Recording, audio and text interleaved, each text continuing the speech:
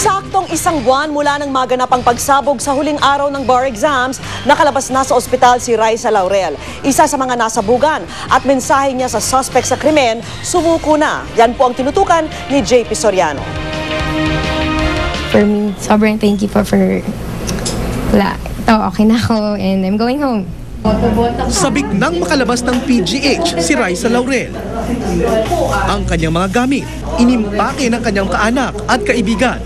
Kinailangang putulin ng dalawang binti ni Raisa sa tindi ng pinsalang inabot sa bar exams blast. May tinanggal siya sa akin pero ang dami naman niyang binalik na blessings. So ngayon mas can say na ngayon na kikita yung work ni God sa buhay ng isang tao.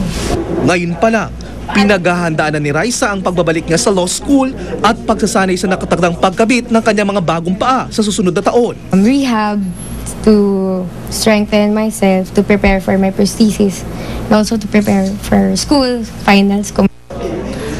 Motivation daw ni Raisa ang mga mahal sa buhay at ipagpatuloy ang buhay. I want to walk kagad. Ang pamilya ni Raisa, umaasang mabibigyan ng hustisya ang sinapit ng anak at ng iba pang biktima. Nagpapasalamat din daw sila kay Pangulong Aquino at sa latang tumulong sa kanila. Particularly the friends of Raisa, please do visit her in her house. And she really needs your presence. Sa lahat ng pinagdaanan, nasa tabi ni Raisa ang kasintahang si Rain. Pangako niya, walang magbabago sa kanilang tiwala at pagmamahal sa isa't isa. Nang oras ng umalis, pinaandar ni Raisa ang kanyang espesyal na wheelchair na kanyang pansamantalang gagamitin. Miss ko kayo. Bale, check naman ako. Dahil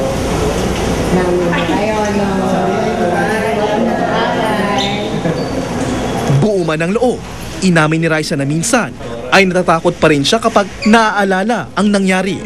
Ipinakita niya sa amin ang maliit na salaming nasa loob daw ng kanyang makeup kit nang maganap ang pagsabog. Sira ang salamin matapos pumasok ang shrapnel, pero paniwala ni Raisa, ito raw ang isa sa nagligtas sa kanya. Buo ang tiwala ni Raisa sa ginagawang investigasyon. Mensahe niya sa nagpasabog. Kung gusto mo, makonsensya ka, sumuko ka na. Kasi marami kami naapektuhan and hindi ko alam kung anong purpose mo, anong motivation mo. At sa paglabas ni Raisa sa ospital, una raw niyang dadalawin sa ospital ang iba pang biktima ng pagsabog. JP Soriano, nakatutok, 24 oras.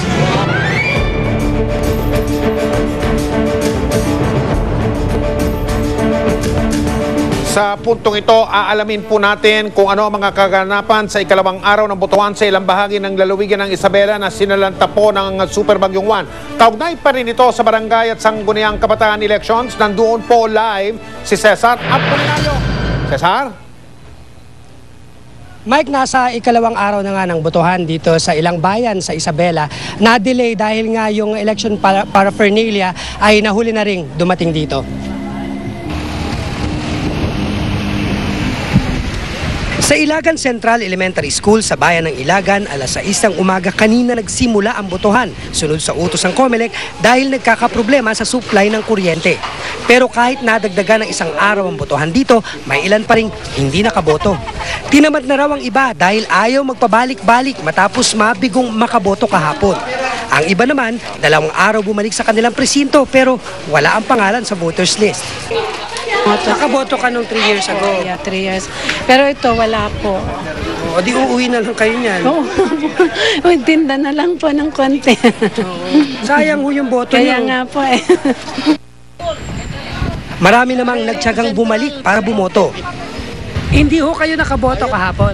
Oo, Bakit ho ngayon lang? kasi ngayon lang na yung mga dumating yung mga ballot box nung precinct namin. So kayo ho, nakaboto na kayo? Opo. Kahapon, yung mga iba, wala silang pangalan. So, umuwi na lang sila. So, ngayon, siguro, tinamad na silang bumalik. Kaya... Malaki ang pinsala ng Bagyong Juan dito sa eskwelang ito. Katunayan, yung mga bubong na nasira ng bagyo ay nariyan pa rin. Hindi pa rin nila naaayos dahil nga abala ang mga tao rito sa isinasagawang eleksyon. Although, kahapon, nagsimula na yung eleksyon dito. Pero tinatapos nila ngayon, mga 6 na presinto raw ang nagsasagawa ngayon ng botohan. Katulad ng presintong yan, na nagsisimula na rin ng bilangan. At dito sa presintong ito, Hanggang mamayang alas 7 ng gabi raw matatapos ang kanilang bilangan. May 35 munisipalidad at 2 syudad ang Isabela. 5 sa mga ito nagkaproblema sa paghahatid ng election paraphernalia, kaya naman inextend ang araw ng botohan. Dito sa Ilagan, 50 barangay ang hanggang ngayon ay nagbibilangan pa rin ng mga boto. Sa ngayon, pinag-iisipan pa kung kailan isasagawa ang eleksyon sa 3 coastal town na lubang nasalanta ng Bagyong Juan.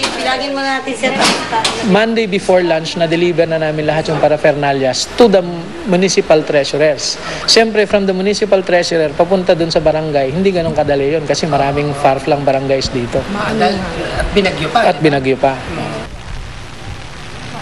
Mike, sa ngayon ay umuulan dito sa kinatatayan ko. Medyo nagpayong na ako dahil biglang lumakas yung ulan at nag-brown out na rin sa ilang part dito sa Isabela. Yan ang magiging problema ngayon dahil nga maulan at yung mga ibang mga bayan dito at ibang mga barangay ay remote.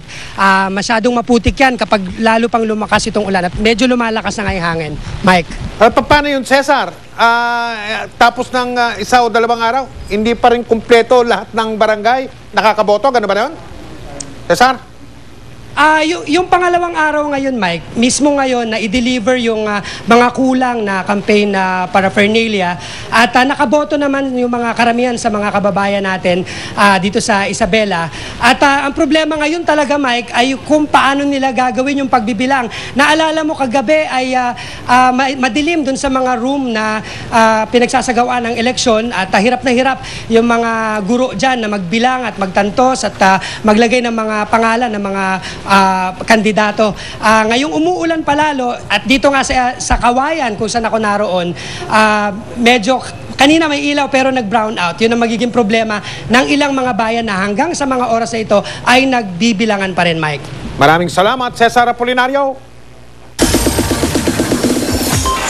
Chika Minute! Bati na sina Heart Evangelista at Bianca King at kwento ni Bianca, sa Party Pilipinas sila nagkausap at wala na silang anumang issue sa isa't isa. Makichika tayo kay Lars Santiago. Ayaw nang magbigay ng detalye ni Bianca King tungkol sa pagbabati nila ni Heart Evangelista.